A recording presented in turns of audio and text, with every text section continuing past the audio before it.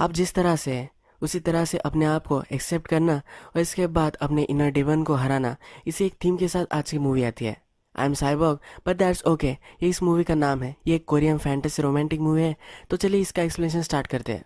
Movie start होती है और हमें एक मदर डॉक्टर के पास बैठी हुई है, ये दिखता है। ये एक मेंटल हॉस्पिटल होता है और इस मदर को अपने बेटी को इसमें भर्ती कराना होता है, इसलिए इंटरव्यू चल रही होती है। मदर की लड़की का नाम चाह है और ये हमारा मेन कैरेक्टर है। चाह की जो फैमिली हिस्ट्री है ये डॉक्टर पूछ रही होती है। मदर फिर कहती है कि इसकी ग्रैंड माँ जो है ये भी मेंटल हॉस्पिटल में थी। इसके ग्रैंड माँ के बारे में फिर डॉक्टर और भी पूछती है। चाह की मदर फिर कहती है कि चाह के ग्रैंड मदर को लगता था कि हम सब चूहे हैं। वो अपने आप को भी चूहा समझती थी। वो कहती है कि जब मैं छोटी थी तो एक दिन मैं स्कूल से घर आई तो वो रेडिश खा रही थी। ये जो रेडिश है ये सोप की तरह होता है। वो और भी कुछ चूहों को खिला रही थी। उसे लग रहा था कि ये मेरे ब्रदर एंड सिस्टर्स है। डॉक्टर फिर डायग्नोस करती है और लिखती है स्किज़ोफ्रेनिक ये पेशेंट है। ये जो सब चल रहा होता है इसके पैरेलल में हमें दिखाया जाता है कि क्यों अब चाह मेंटल हॉस्पिटल में जा रही है। चाह हमारा जो मेन कैरेक्टर है ये हमें एक फैक्ट्री में काम करती हुई दिखती है। इसने वहाँ एक रेडियो लाया होता है। उसका एंटीना बहुत ही बड़ा होता है और वो ओपन करती है। इसके बाद उसे कमेंट्री सुनाई देती है। ये जो कमेंट्री है ये इसके आवाज़ में यानी कि इसके सर में ही ये सब आवाज़ें चल रही है। ये जो कमेंट्री चल रही होती है इसके ऑर्डर से अपने जो हाथ होता है इसको ही वो काटती है और इसमें कुछ वायर्स डाल देती है। अपने आप को जो चार्ज कर रही है ऐसा उसे लगता है। ये जो सब उसने किया है, सुसाइड अटेम्प्ट उसने किया है, इसकी वजह से अब उसे इस मेंटल हॉस्पिटल में डाल दिया जाता है। अब नेक्स्ट हमें मेंटल हॉस्पिटल में चाह दिखती है और वो एक बेड पर होती है। बेड पर पड़े पड़े उसकी आँख तो ओपन होती है पर वो जैसे कोमा में है ऐसे वो पड़ी हुई होती है। एक औरत फिर इसका बेड लेती है और हॉस्पिटल में यहाँ वहाँ उसे घुमाती है। हर पेशेंट की स्टोरी उसे सुनाती है। वो कहती है कि एक पेशेंट भागने की कोशिश उसने की थी। पुलिस ने उसे बहुत ढूंढना, सब उसे ढूंढते रहे। 2-3 दिन बाद ये जो बड़ा सा ग्लॉक है इसके नीचे वो छुपा था और वो मर गया था। ऐसी भयानक बहुत सारी स्टोरीज उसे सुनाती है पर इसके बाद हमें पता चलता है ये भी वहाँ की एक पेशेंट है। डॉक्टर वहाँ आती है और इसे दूर कर देती है। डॉक्टर चाह को कहती है कि इसके बात पर कुछ भी बिलीव मत करना। ये अपनी मेमोरी लॉस कर देती है और ऐसी कुछ भी स्टोरीज बनाती है। अब हमें हॉस्पिटल के बाहर ये जो डॉक्टर है और इसका एक कलीग ये दोनों डिस्कस करते हुए दिखते हैं। वो कहते हैं कि चाह को सीवियर डिप्रेशन है। इसकी नैनी को भी यही था। इसको जो डिप्रेशन है इससे वो कभी भी बाहर आ सकती है। हमें दिखता है कि दिन भर चाह बेड पर ही पड़ी रहती है पर जब रात होती है तो वो उठ जाती है। जैसे सब कुछ नॉर्मल है इसे हॉस्पिटल में वो चल रही होती है। रात में और भी एक पेशेंट जगा हुआ होता है। इसका नाम है सन। ये हमारा दूसरा मेन कैरेक्टर है। ये चाह को देखता है और उसका पीछा करने लग जाता है।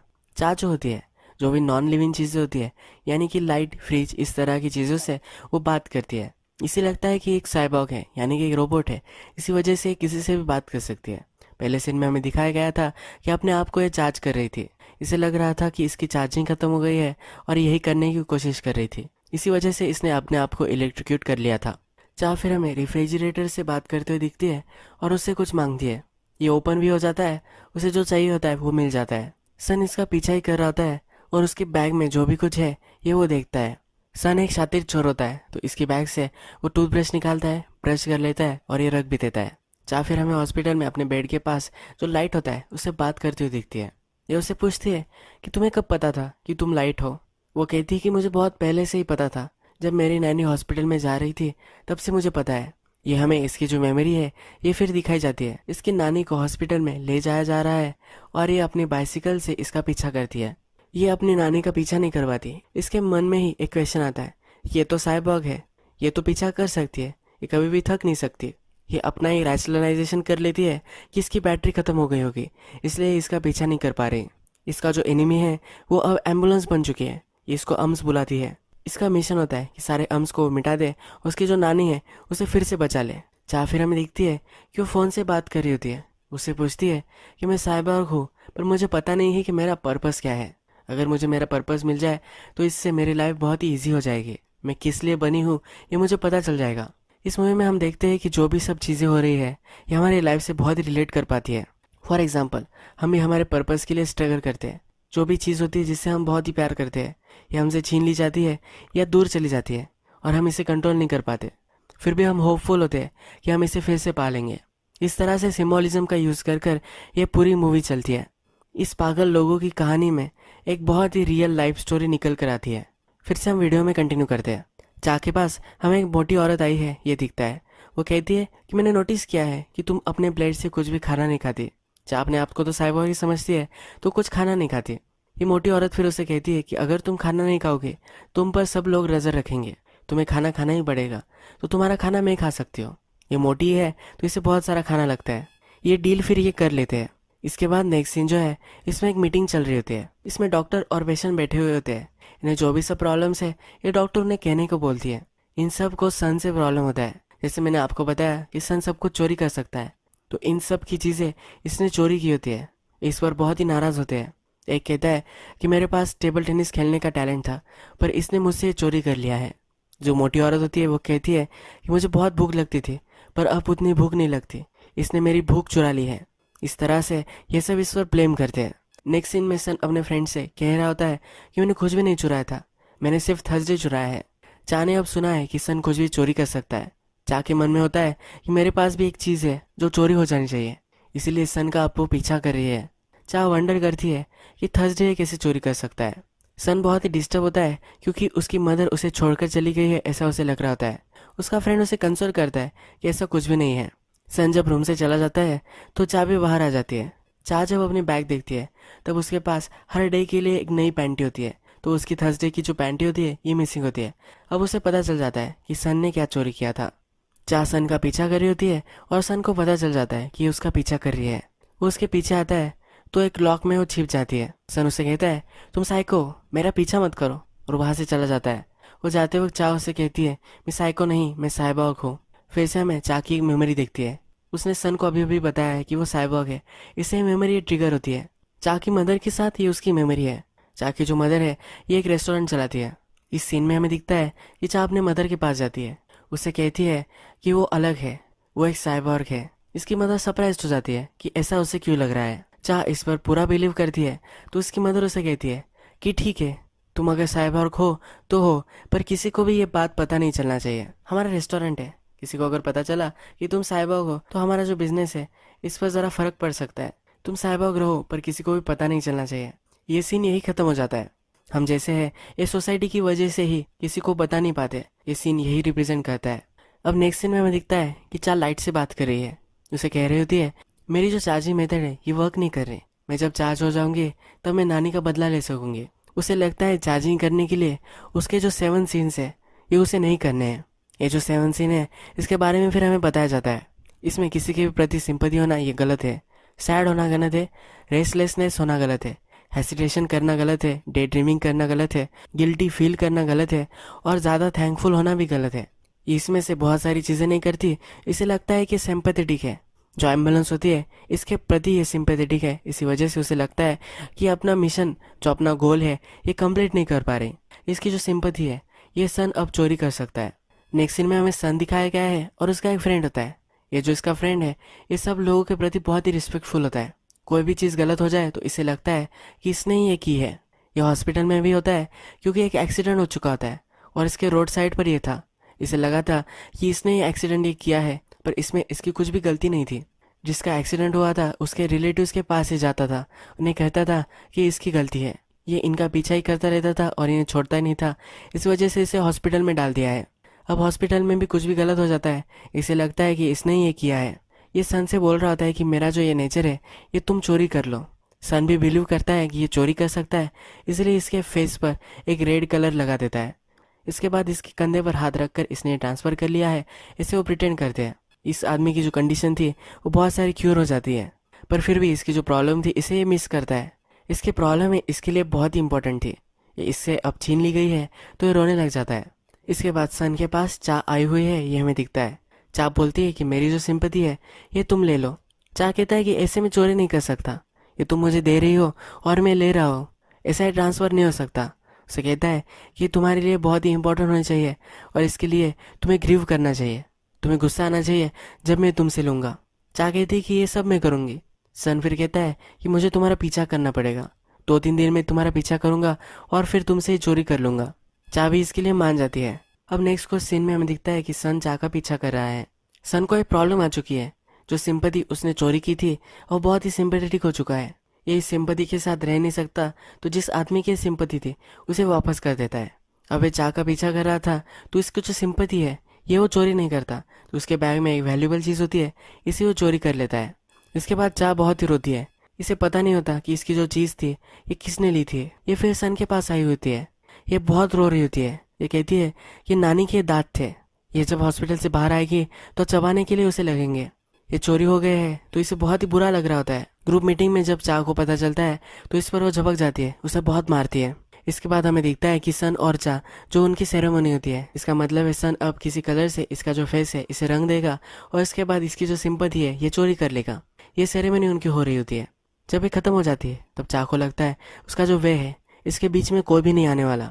यह पूरी तरह से साइबोर्ग बन चुकी है और चार्ज हो चुकी है।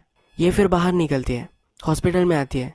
हॉस्पिटल में अपने हाथ से गन बनाती है और सबको मार देती है। ये जो सब हो रहा होता है इसके ड्रीम्स में ही होता है और ये ड्रीम जब खत्म हो जाता है तब ये एग्जॉस्ट हो जाती है और वही गिर जाती है। इस सीन के बाद सन की जो बैक स्टोरी है ये हम देखते हैं। सन जो होता है ये अपने पेरेंट्स से निगलेक्ट हो जाता है।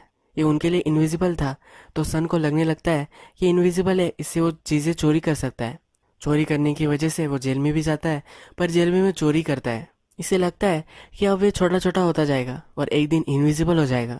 वो ऐसा होकर मर सकता है, इसी वजह से वो हॉस्पिटल में आया है। उसे लगता है कि अगर वो इलाज लेगा तो वो छोटा नहीं होगा, इनविजिबल नहीं होगा। इसकी जो बीमारी है इसके बारे में इसे सब कुछ पता है और ये सेल्फ अवेयर है कि इसको अच्छा होना है, इसीलिए हॉस्पिटल में आया हुआ होता है। हॉस्पिटल के डॉक्टर्स को पता चलता है कि चा कुछ खा नहीं रही थी, इसी वजह से वो पड़कर गिर गई थी। इसका ब्रेन रिसेट करने के लिए, इसको फिर से होश में लाने के लिए इसे शॉक थेरेपी देते हैं। ये जो शॉक में होती है तो उसे ग्रैंड माँ दिखती है। ग्रैंड माँ उससे बात करने की कोशिश कर रही है पर इसे कुछ भी सुनाई नहीं देता। इसको अपनी ग्रैंड माँ को बचाना है, इसके लिए वो फिर से जाग जाती है। डॉक्टर से वो कहती है कि मैं मशीन्स में लगी हुई थी, मुझे मेरी ग्रैंड माँ मिलने के लिए आई थी। ये जो सब था ये इमेजिन कर रही थी तो इसलिए डॉक्टर इससे कंसर्न हो जाती है। चाह फिर वहाँ से उठ जाती है और फिर से इमेजिन करती है कि सब लोगों को वो मार रही है। फिर से ये गिरकर सो जाती है। अब चा कुछ खा नहीं रही है तो डॉक्टर्स वगैरह उसे नली से खाना दे रहे होते हैं। यह जब सन देखता है तो उसे लगता है कि बहुत ही गलत है, ये इसकी मर्जी के खिलाफ है, खाना खाना नहीं चाहती क्योंकि ये साइबॉर्ग है। सन फिर डिसाइड करता है कि अब वो उपोषण करेगा। हॉस्पिटल में इसके जो सब फ्रेंड्स होते हैं इनको भी मना लेता है कि वो भी अब उपोषण करेंगे। डॉक्टर फिर उसके पास आता है, उसे समझाता है कि अगर वो और भी 3 दिन तक स्टार्व करती रही तो वो मर जाएगी। ये सुनकर सब डर जाते हैं और सब खाना खाने लग जाते हैं। सन को चा के साथ जो भी सब हो रहा है ये मंजूरी नहीं होता तो ज़्यादा डिस्टर्ब हो जाता है। वो अनकंट्रोलेबल हो जाता है और चा के रूम में पहुंच जाता है। उसके बेड के नीचे वो कुछ रख देता है। इसके बाद हॉस्पिटल का जो स्टाफ होता है इसे एक बंद खोले में बंद कर देते हैं। ये जो रूम होती है ये चा के रूम के पास ही होती है। सन ने चा को जो चीज़ दी थी ये स्ट्रिंग वॉकी टॉकी है, इसे अब वो बात कर सकते हैं। सन चा को कहता है कि मेरे पास एक बूट है जिससे तुम उड़ कर कहीं भी जा सकते हो।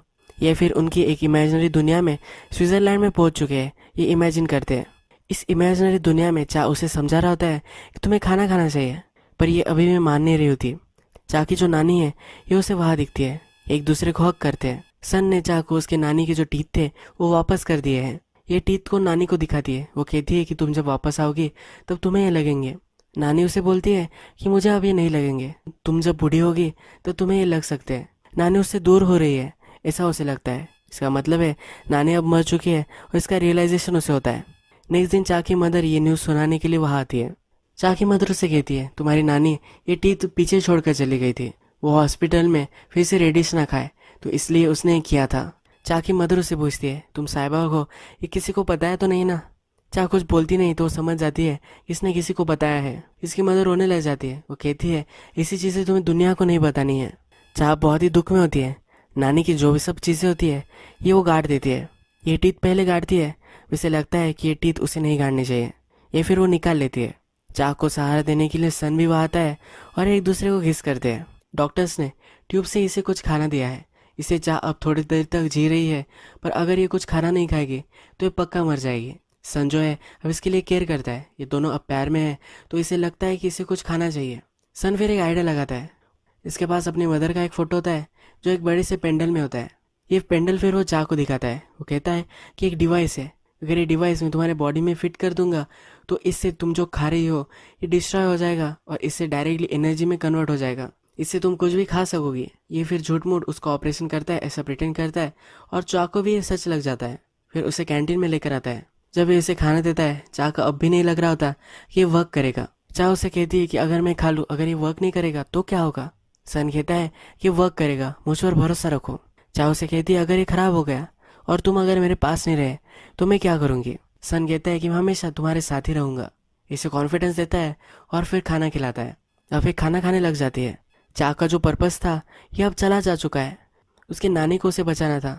इसकी नानी अब इस दुनिया में नहीं है तो अब ये क्या करेगी। इसकी नानी की जो ग्रेव उसने बनाई होती है, यानी कि उसकी चीज़ें उसने गाड़ी हुई होती है, वहाँ वो आती है। इसकी मेमोरीज में वो याद करती है जिस दिन उसकी नानी को ले जाया गया था। इस मेमोरी को अपने मन में याद करती है। इसके लिए बहुत ही पेनफुल था। जिस रूम में वो थी, इस रूम में एक रेडियो था। नानी और वो हमेशा इस रेडियो से गाना सुनते थे। इसी रेडियो से चाह हमेशा बात करती है। उसे एक ब्रॉडकास्ट सुनाई देता है और ये इसके खुद के ही थॉट होते हैं। इसे सदमा लगा था और इसके बाद से इस रेडियो से उसे आवाज़ें आ रही थी, ऐसा उसे लग रहा था। चा को लगता है कि अब उसे बेटर होना चाहिए, इसीलिए डॉक्टर को अपनी प्रॉब्लम बता देती है। उसकी मदर ने उसे कहा था कि तुम साइबॉग हो, किसी को भी बताना नहीं है, लोग तुम्हें गलत समझेंगे। पर अब ये जो है ये इस दुनिया को बता देना चाहती है। ये डॉक्टर को जब बताती है, डॉक्टर को इसको प्रॉब्लम पता चल जाता है। ये एक दूसरे को हक करते हैं। डॉक्टर बताती है कि परफेक्टली फाइन है कि तुम साइबॉग हो। अब नेक्स्ट सीन में हमें चा और सन दोनों बैठे हुए ये दिखता है। चा को उसकी जो नानी है ये कुछ मैसेज दे रही है, ये उसे पता चलता है। ये जब मैसेज वो लिखते हैं तभी इंटरप्रेट करते हैं कि इन्हें न्यूक्लियर बॉम्ब बनाना है।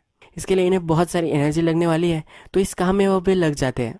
इनके जो इमेजिनरी वर्ल्ड है इसमें पहुंच जाते हैं और काम करने लग जाते हैं। ये सब जो वो कर रहे हैं ये इनकी इमेजिनेशन में कर रहे हैं, पर एक दूसरे के साथ है। एक दूसरे का ख्याल रखते हुए ये सब वो कर रहे हैं। ये दोनों फ्लॉड कैरेक्टर्स है, एक दूसरे से अब मिल चुके हैं और एक दूसरे का ख्याल रख रहे हैं। ये जो मूवी थी ये बहुत ही वेल कंस्ट्रक्टेड मूवी थी।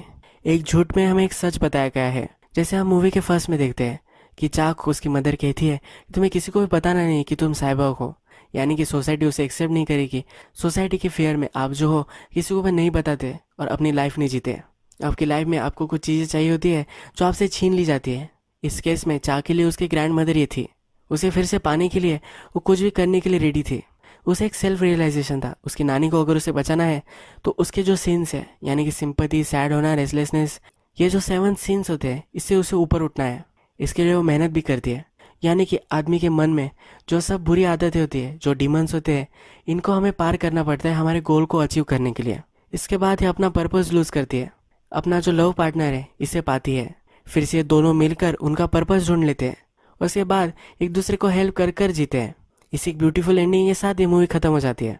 अगर आपको ये वीडियो अच्छा लगा तो प्लीज़ इस वीडियो को लाइक करना मत भूलिए। मैं बहुत सारी मूवीज़ लेकर आता रहता हूँ, तो इस चैनल को सब्सक्राइब कर दीजिएगा और बेल नोटिफिकेशन आइकॉन भी दबा दीजिए, यानी कि सब मूवीज़ आपको मिलती रहे। हम फिर से मिलेंगे और एक मूवी के साथ। तब तक के लिए थैंक यू और आप अपने आप का ख्याल रखिए।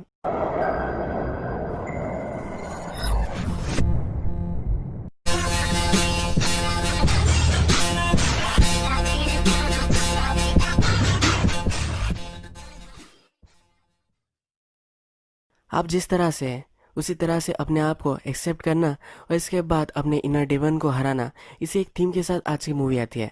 I am Cyborg but that's okay, ये इस मूवी का नाम है। ये एक कोरियन फैंटेसी रोमांटिक मूवी है। तो चलिए इसका एक्सप्लेनेशन स्टार्ट करते हैं। मूवी स्टार्ट होती है और हमें एक मदर डॉक्टर के पास बैठी हुई है ये दिखता है। ये एक मेंटल हॉस्पिटल होता है और इस मदर को अपने बेटी को इसमें भर्ती कराना होता है, इसलिए इंटरव्यू चल रही होती है। मदर की लड़की का नाम चाह है और ये हमारा मेन कैरेक्टर है। चाह की जो फैमिली हिस्ट्री है ये डॉक्टर पूछ रही होती है।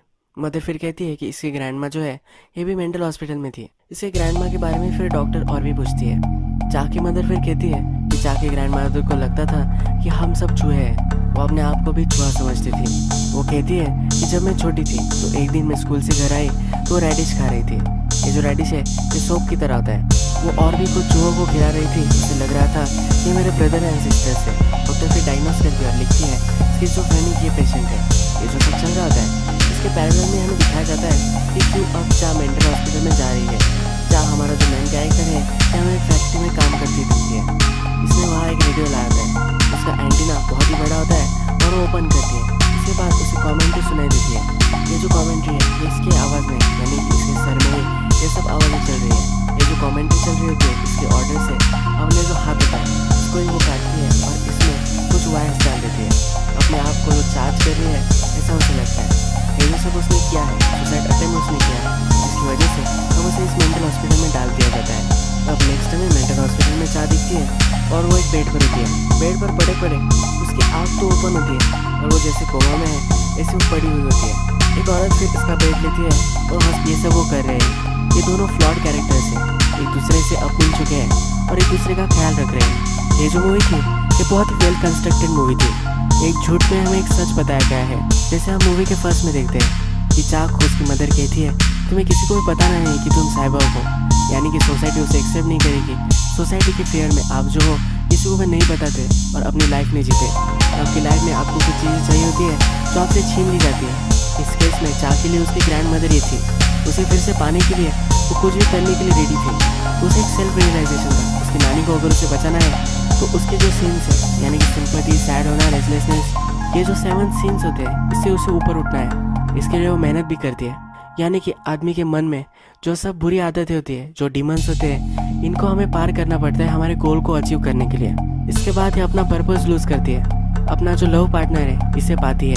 फिर से दोनों मिलकर उनका पर्पस ढूंढ लेते हैं। उसके बाद एक दूसरे को हेल्प कर कर जीते हैं। इसी ब्यूटीफुल एंडिंग के साथ ये मूवी खत्म हो जाती है। अगर आपको वीडियो अच्छा लगा तो प्लीज़ इस वीडियो को लाइक करना मत भूलिए। मैं बहुत सारी मूवीज़ लेकर आता रहता हूँ, तो इस चैनल को सब्सक्राइब कर दीजिएगा और बेल नोटिफिकेशन आइकन भी दबा दीजिएगा, यानी कि सब मूवीज़ आपको मिलते रहें। हम फिर से मिलेंगे और एक मूवी के साथ। तब तक के लिए थैंक यू और आप अपने आप का ख्याल रखिए।